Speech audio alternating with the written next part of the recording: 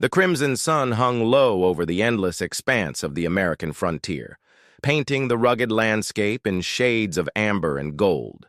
It was 1822, and civilization felt like a distant memory in these untamed lands. The lone cowboy, a weathered man approaching his 50th year, sat on the porch of his modest ranch, whittling a piece of cedar with practiced hands. His steel-gray eyes, sharp as a hawk's despite his age, scanned the horizon with the vigilance of a man who had learned that survival depended on constant awareness. The ranch itself was humble. A small wooden cabin, a weathered barn, and a corral that housed his faithful horse Thunder. It wasn't much, but it was his sanctuary in a world where lawlessness reigned supreme. The lone cowboy had built this life with his own hands, far from the towns where corrupt sheriffs turned blind eyes to injustice and where the strong preyed upon the weak. As the evening breeze carried the scent of sagebrush across the plains, a distant sound caught his attention. Hoofbeats, erratic and desperate, growing closer with each passing moment. The lone cowboy's hand instinctively moved to the Colt revolver at his hip, his fingers tracing the worn leather of the holster. Years of experience had taught him that unexpected visitors rarely brought good news. Through the settling dust, a figure emerged. A young man, no more than 25, slumped over his horse's neck. Blood stained his shirt, and his face was pale with exhaustion and pain. The horse, foam flecking its mouth, stumbled to a halt near the porch before collapsing, throwing its rider to the ground. The lone cowboy was on his feet in an instant, his weathered boots hitting the dusty earth with purpose. He knelt beside the stranger, checking for signs of life. The young man's breathing was shallow but steady, and a bullet wound in his shoulder explained the blood loss.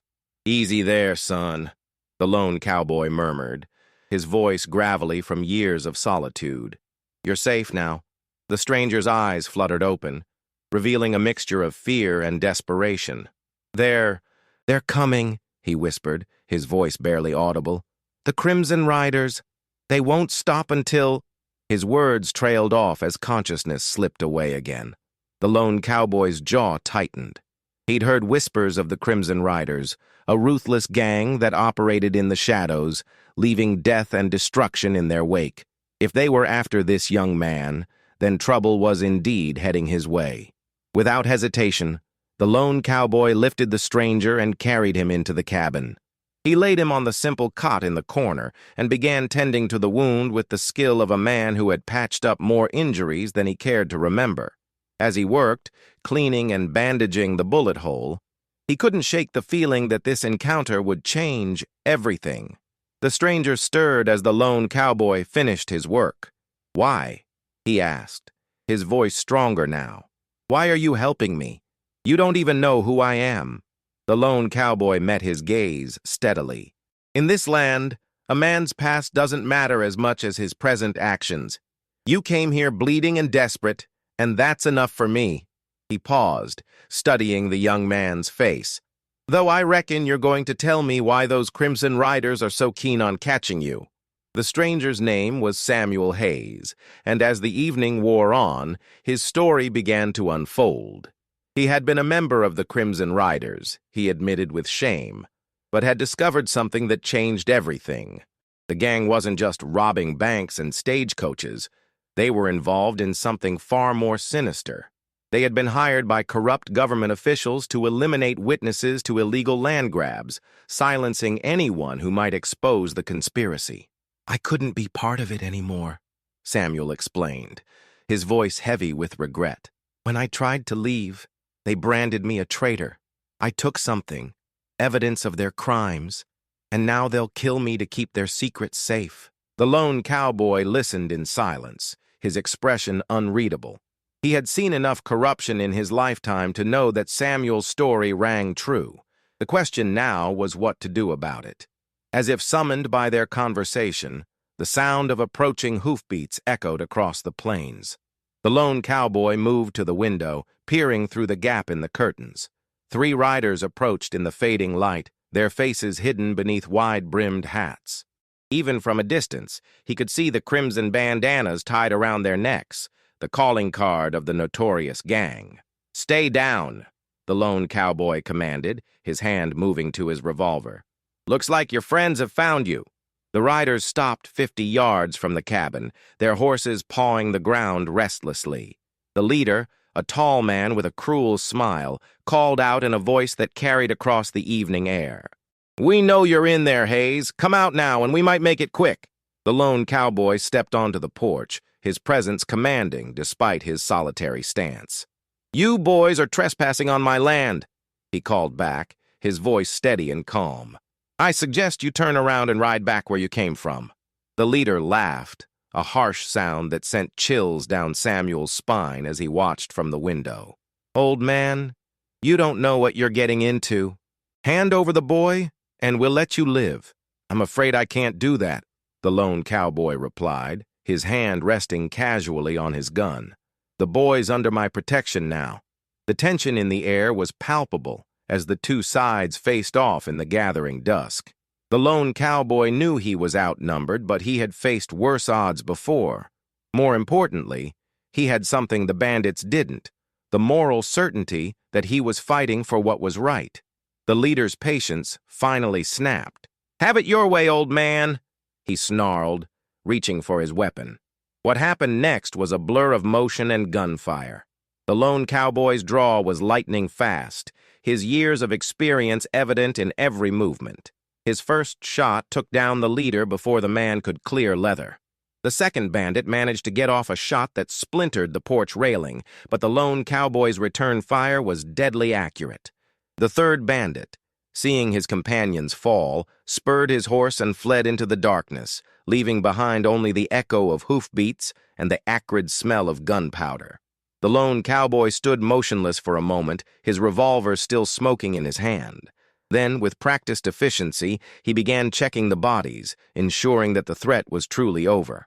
Samuel emerged from the cabin, his face pale with shock and awe. "I've never seen anyone draw that fast," he whispered. The lone cowboy holstered his weapon and looked at the young man with tired eyes. "Speed isn't everything, son.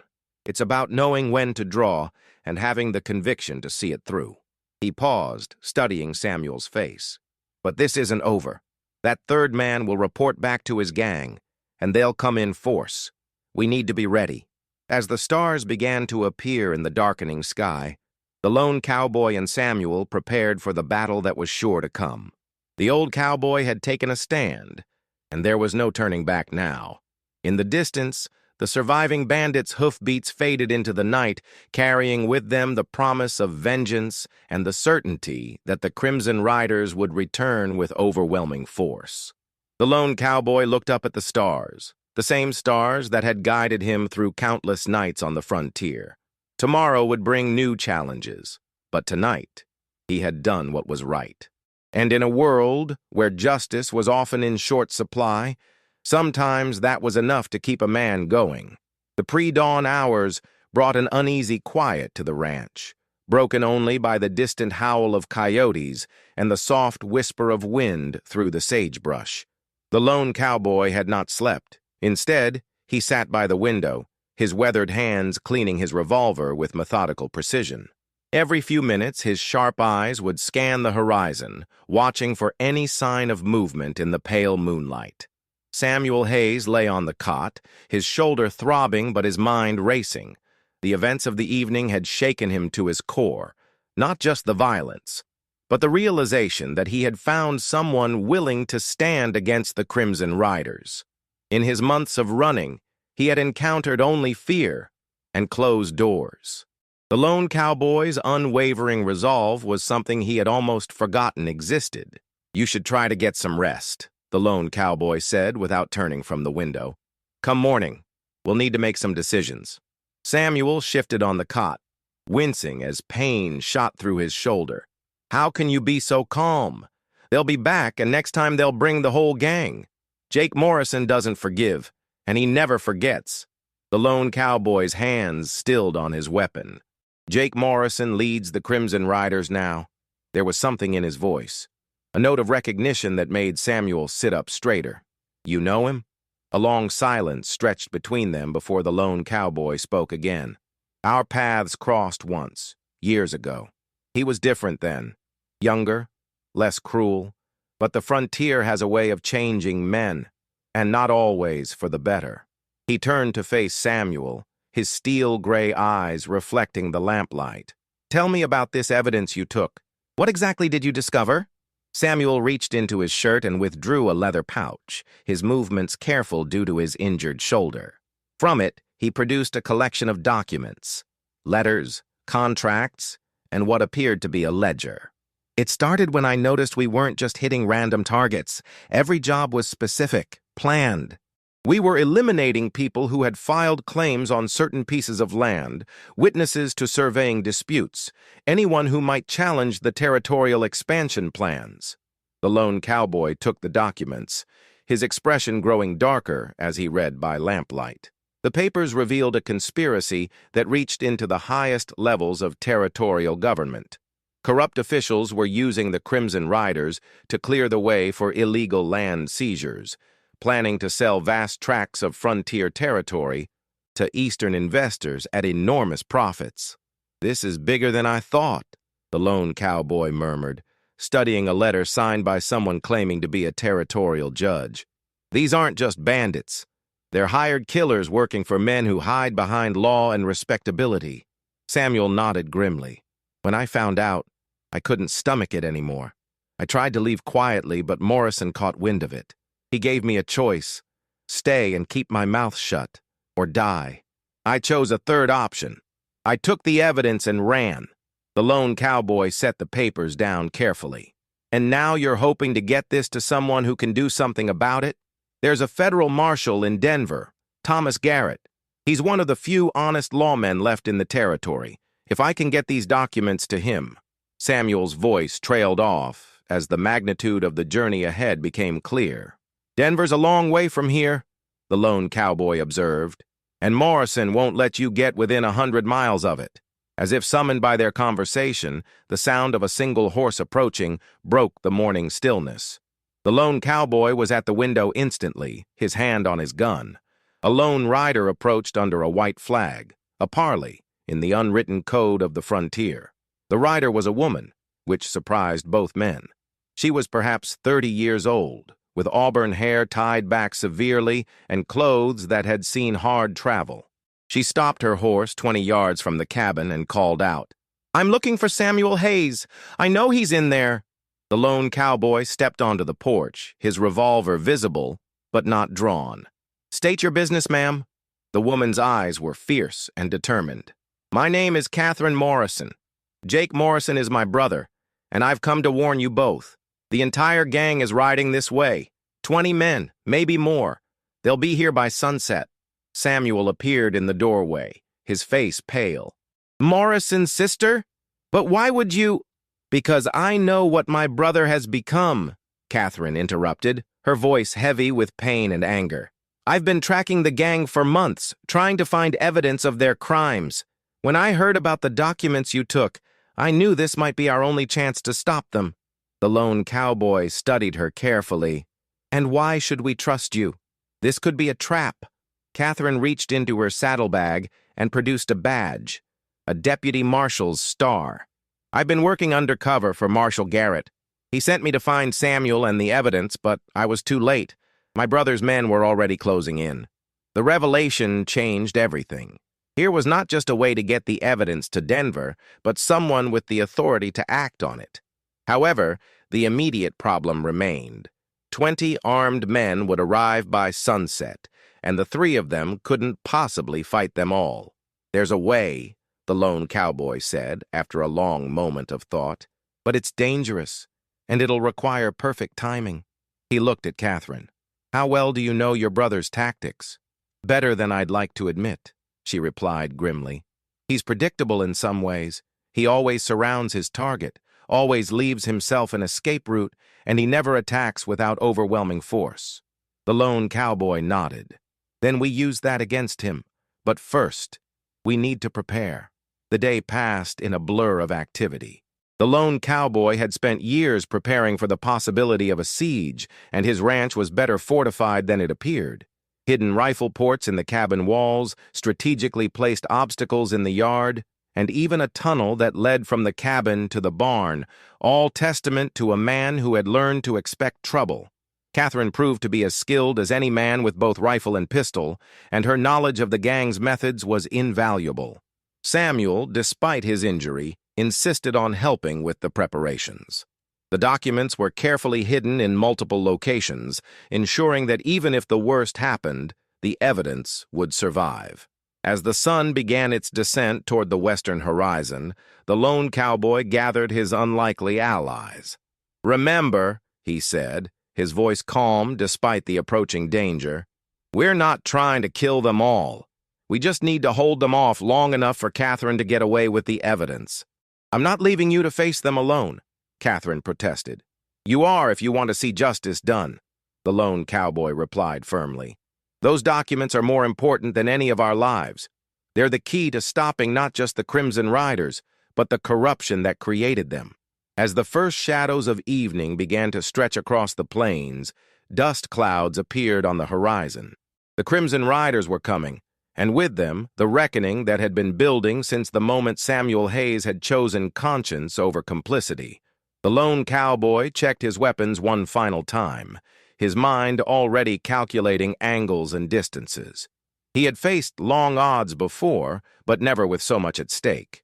The evidence in those documents could bring down a conspiracy that reached into the highest levels of government, but only if they could survive the next few hours.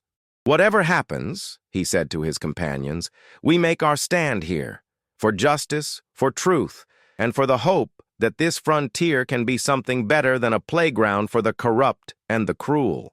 The sun continued its relentless descent, and with each passing minute, the approaching riders grew larger and more distinct. The final confrontation was at hand, and the lone cowboy knew that before the night was over, the truth would either triumph or die with them in the dust of his humble ranch. The crimson sun hung like a blood-red coin on the western horizon as the thunderous sound of hoofbeats grew louder. Through the shimmering heat waves rising from the desert floor, the Crimson Riders emerged like specters from a nightmare. 23 men in total, their faces masked by bandanas and their weapons gleaming in the dying light. Jake Morrison rode at the head of the column, his black stallion prancing with barely contained energy. Even from a distance, the lone cowboy could see the cruel smile beneath the gang leader's hat brim. Morrison raised his hand, and the riders spread out in a perfect circle around the ranch, just as Catherine had predicted. "Just like old times, isn't it, Morrison?" the lone cowboy called out, his voice carrying across the evening air with surprising strength. Morrison's head snapped up, his eyes narrowing as he studied the figure on the porch. Recognition dawned slowly, followed by something that might have been surprise. "Well, I'll be damned, if it isn't the famous lone cowboy. I heard you'd gone soft, living out here like a hermit.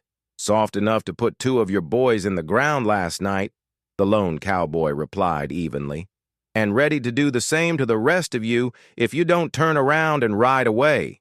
Morrison's laugh was harsh and bitter. "You always were too righteous for your own good. But you're outnumbered 20-1 now, old man. Hand over my sister and the traitor, and I might let you live to see another sunrise." Inside the cabin, Catherine crouched by the window, her rifle trained on her brother's chest. The sight of him filled her with a mixture of sorrow and rage. Sorrow for the boy he had once been, and rage for the monster he had become. Samuel lay beside her, his own weapon ready despite his wounded shoulder.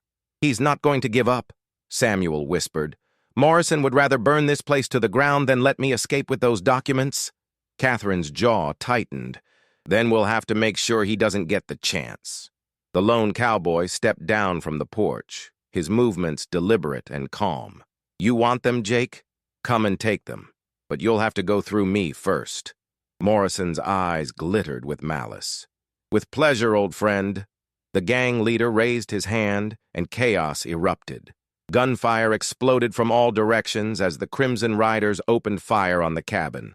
The lone cowboy dove behind a water trough, his revolver barking as he returned fire with deadly precision. His first shot took down a rider on the eastern flank. His second sent another tumbling from his saddle. From the cabin, Catherine and Samuel added their own firepower to the defense. The rifle ports that the lone cowboy had carefully constructed proved their worth, allowing them to fire while remaining protected. Catherine's shots were particularly effective. She knew exactly where each of her brother's men would position themselves, and her bullets found their marks with devastating accuracy. But the odds were still overwhelming. For every rider they brought down, 2 more seemed to take his place. The Crimson Riders had spread out in a wide circle, making it impossible to cover all angles of attack. Bullets splintered the cabin walls and sent splinters flying through the air. "We can't hold them off much longer," Samuel shouted over the gunfire. The lone cowboy, reloading behind the water trough, knew the young man was right. They needed to change the dynamic of the fight, and fast. "Catherine!" he called out. "Remember what we discussed about the tunnel?" Catherine nodded, understanding immediately. The tunnel that connected the cabin to the barn was their ace in the hole, a way to move unseen and strike from an unexpected angle. But using it would mean leaving Samuel alone in the cabin, and his wounded shoulder made him vulnerable. "I'm not leaving without both of you," she shouted back. "You have to," the lone cowboy replied, his voice firm despite the bullets whining overhead. "Those documents are the only thing that matters now." Morrison, seeing that the initial assault wasn't breaking the defenders' spirit, decided to escalate. He pulled out a stick of dynamite, lighting the fuse with a cruel smile. "If you won't come out, we'll blow you out." The sight of the dynamite changed everything. The lone cowboy knew that the cabin's walls, sturdy as they were, wouldn't survive a direct blast. He had to act fast, and he had to act decisively. "Cover me!" he shouted to Catherine and Samuel, then burst from behind the water trough in a desperate charge toward Morrison's position. The gang leader, surprised by the sudden assault, fumbled with the dynamite as the lone cowboy closed the distance between them.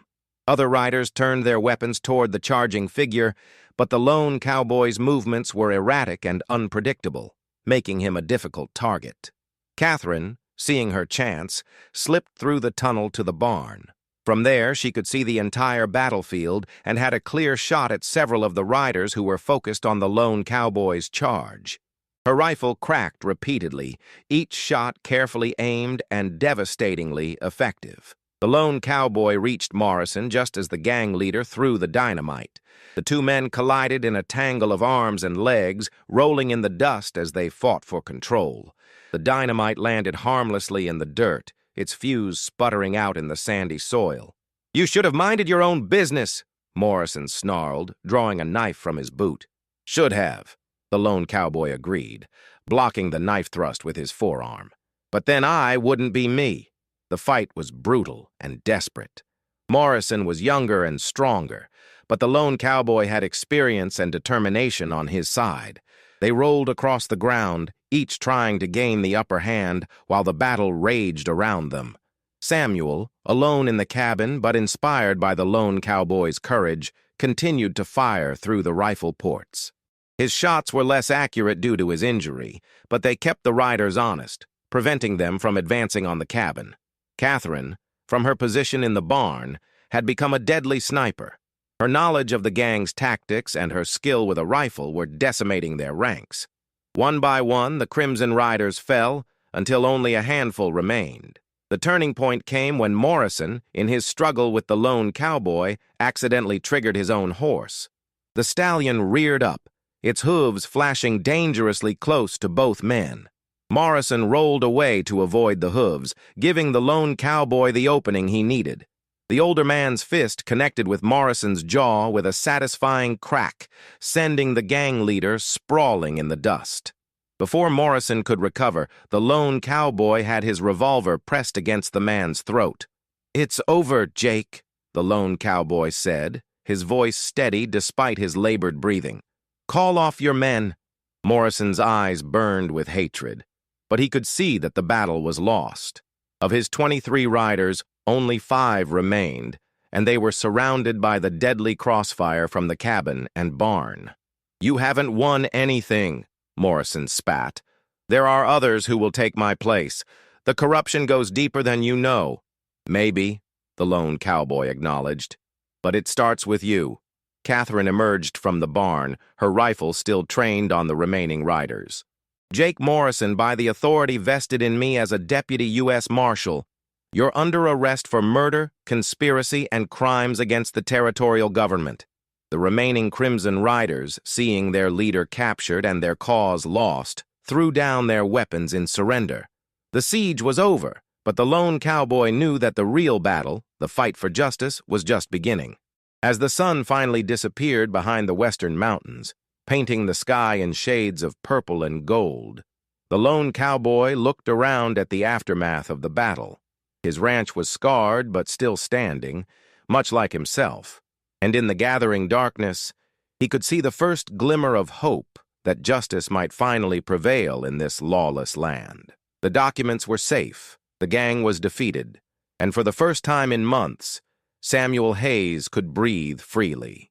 But the lone cowboy knew that their victory was only the beginning of a longer journey, one that would take them all the way to Denver and beyond, in pursuit of the truth that could change the frontier forever. The first light of dawn painted the eastern sky in soft pastels of pink and gold, a stark contrast to the violence that had scarred the ranch just hours before. The lone cowboy sat on his porch, a cup of coffee steaming in his weathered hands, watching as Catherine Morrison secured the last of the captured Crimson Riders with rope and determination.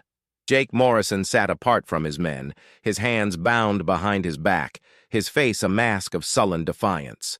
The once feared gang leader looked smaller somehow, diminished by defeat and the weight of his crimes. Blood from his split lip had dried on his chin, and his eyes held the hollow look of a man who had finally reached the end of his rope. Samuel Hayes emerged from the cabin, his arm in a makeshift sling, but his spirits considerably higher than they had been in months. The documents that had nearly cost him his life were safely secured in Catherine's saddlebags, ready for the journey to Denver and Marshal Garrett. "Hard to believe it's over," Samuel said, settling into a chair beside the lone cowboy. "This part is," the older man replied, his steel-gray eyes still scanning the horizon out of habit. "But the real work starts now. Getting those documents to Denver, making sure the right people see them, ensuring that justice is actually served. That's going to be the hard part." Catherine approached, her badge glinting in the morning light. Despite the exhaustion etched on her face, there was a sense of purpose in her bearing that hadn't been there before. "I've sent word to Marshal Garrett via the telegraph line in Millbrook. He's arranging for a federal escort to meet us halfway to Denver. These prisoners will be transported under heavy guard." The lone cowboy nodded approvingly. "Good. Morrison's got friends in high places, and they won't take kindly to his capture." As if summoned by the mention of his name, Morrison looked up from where he sat. "You think this changes anything?" he called out, his voice hoarse but still carrying a note of defiance. "You think taking down one gang is going to clean up the whole territory?" Catherine walked over to her brother, her expression a mixture of sadness and resolve. "It's a start, Jake. And sometimes that's all you can do. Make a start and hope others will follow." Morrison's laugh was bitter. "You always were the idealist in the family, Catherine. But you don't understand how deep this goes. The judges, the territorial officials, the land speculators, they're all connected. Cut off one head and two more will take its place." "Maybe," Catherine acknowledged. "But at least those heads will know that someone is watching, someone is willing to fight back, and maybe that will be enough to make them think twice."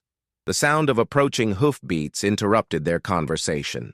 A group of riders appeared on the horizon, not the chaotic charge of bandits, but the orderly formation of lawmen. Marshal Thomas Garrett himself rode at the head of the column, his silver badge catching the morning light. Garrett was a man in his 50s, with graying hair and the kind of steady presence that inspired confidence. He had been fighting corruption in the territory for over a decade, often feeling like he was swimming against an impossible tide. The documents that Samuel had risked his life to obtain represented the breakthrough he had been hoping for. "Deputy Morrison," Garrett said, dismounting and approaching Catherine with a smile of genuine warmth. "I received your message. I take it the mission was successful?" Catherine handed him the leather pouch containing the documents. "More successful than we dared hope, Marshal. We have not only the evidence, but also the gang leader himself and several of his men. Garrett's eyes widened as he examined the papers. This is incredible. These documents implicate half the territorial government in the land grab scheme. With this evidence, we can bring down the entire conspiracy. The lone cowboy watched the exchange with quiet satisfaction. He had lived through too many years of injustice to believe that victory would come easily, but for the first time in a long while, he felt genuine hope. "What about the ranch?" Samuel asked, looking around at the bullet-scarred buildings. "After everything that's happened here, it doesn't seem right to just leave it behind." The lone cowboy followed his gaze, taking in the damage from the previous night's battle. The cabin walls were pockmarked with bullet holes, the corral fence was partially destroyed, and the barn bore the scars of the fierce firefight. But beneath the damage, the bones of the place were still strong. "This land has seen violence before," the lone cowboy said thoughtfully, "but it's also seen justice prevail. Maybe it's time for it to see something else. Peace, prosperity, a chance for honest folks to build something good." Marshal Garrett looked up from the documents. "Actually, I have a proposition for you, lone cowboy. The territorial government is going to need honest men to help rebuild after we clean out the corruption. Men with your reputation and your principles. Would you consider taking on a badge?" The offer hung in the air like morning mist. The lone cowboy had spent so many years as a solitary figure, fighting his own battles and answering to no one but his conscience. The idea of becoming part of the system he had spent so long fighting against was both appealing and terrifying. "I appreciate the offer, Marshal," he said finally, "but I think I'm better suited to staying right here, keeping an eye on things from the ground level. Someone needs to make sure that the changes you're making actually reach the people who need them most." Garrett nodded, understanding. "Fair enough, but the offer stands if you ever change your mind." As the morning progressed, the captured Crimson Riders were loaded into a prison wagon that had accompanied Garrett's men. Jake Morrison was the last to be secured, and as he was led past his sister, he stopped and looked at her with something that might have been regret. "I'm sorry, Catherine," he said quietly. "I'm sorry for what I became, and I'm sorry for the pain I caused you." Catherine's eyes filled with tears, but her voice remained steady. "I'm sorry too, Jake. Sorry that you chose the path you did, and sorry that it had to end this way." Morrison nodded once, then allowed himself to be led away. As the prison wagon rolled toward the horizon, Catherine watched until it disappeared from sight. Samuel, meanwhile, had made his own decision. "I want to stay," he announced to the group. "I want to help rebuild what we've torn down. The lone cowboy saved my life, and I'd like to repay that debt by helping him restore this place." The lone cowboy looked at the young man with surprise and approval. "It won't be easy work," he warned, "and the pay isn't much. Just honest labor and the satisfaction of building something worthwhile. That's more than I've had in a long time," Samuel replied with a smile. Catherine, too, had been thinking about the future. "Marshal Garrett, I'd like to request a transfer to this district. Someone needs to keep an eye on things as the new territorial government takes shape, and I think I can be most useful here." Garrett smiled. "I was hoping you'd say that. Consider it done." As the sun climbed higher in the sky, the various parties began to make their preparations for departure. Garrett and his men would escort the prisoners to Denver, where they would stand trial for their crimes. The evidence Samuel had risked his life to obtain would be presented to a federal grand jury, and the wheels of justice would finally begin to turn. The lone cowboy stood on his porch, watching the activity with a sense of quiet satisfaction. For so many years he had fought alone against the tide of corruption and violence that seemed to define the frontier. Now, for the first time, he wasn't alone. He had allies, friends, and most importantly, hope for the future. "You know," Samuel said, joining him on the porch, "I never did thank you properly for saving my life." The lone cowboy shook his head. "No thanks necessary, son. You did the right thing when it mattered most, and that's worth more than gratitude." "Still," Samuel insisted, "I want you to know that what you did, standing up to an entire gang to protect a stranger, that's the kind of courage I want to live up to." The lone cowboy smiled, the expression transforming his weathered face. "Then you're already on the right path." As the day wore on, the ranch began to take on a different character. Where once it had been a solitary outpost in a hostile wilderness, it was now becoming something else, a symbol of hope, a place where justice had prevailed against overwhelming odds. Catherine returned from seeing off the prison wagon, her face reflecting a mixture of sadness and determination. "It's strange," she said, "watching my brother being taken away in chains. But I know it's the right thing to do." "Justice isn't always easy," the lone cowboy observed. "Sometimes it requires us to make choices that break our hearts, but that doesn't make them wrong." As the sun began its descent toward the western horizon, painting the sky in the same crimson hues that had witnessed so much violence the night before, the three unlikely allies sat on the porch of the restored ranch. The bullet holes in the walls would be patched, the damaged fences would be rebuilt, and the scars of battle would fade with time. But the memory of what had happened here, the moment when ordinary people chose to stand up against corruption and violence, would endure. It would become part of the legend of the frontier, a story told around campfires and in saloons, a reminder that even in the darkest times justice could prevail. The lone cowboy looked out over his land, no longer quite so alone, and smiled. The frontier was changing slowly but surely, and he was proud to be part of that change. The sun set on another day in the American West, but for the first time in years, it rose on a future filled with hope and the promise of justice for all. In the distance, a rider approached, not with the thunder of violence, but with the steady pace of someone bringing good news. It was a messenger from Denver, carrying word that the federal grand jury had agreed to hear the case against the territorial conspiracy. The evidence Samuel had risked his life to obtain would see the light of day, and the corrupt officials who had hidden behind their positions of power would finally face justice. The lone cowboy stood up, his hand instinctively moving to his gun, then relaxing as he recognized the peaceful intent of the approaching rider. Old habits died hard, but perhaps that was for the best. The frontier would always need men and women willing to stand guard against injustice, ready to fight when fighting was necessary, but also ready to build when the time for building came. As the stars began to appear in the darkening sky, the lone cowboy knew that his story was far from over. There would be other battles to fight, other wrongs to right, other chances to stand up for what was right. But for now, for this moment, justice had prevailed, and that was enough.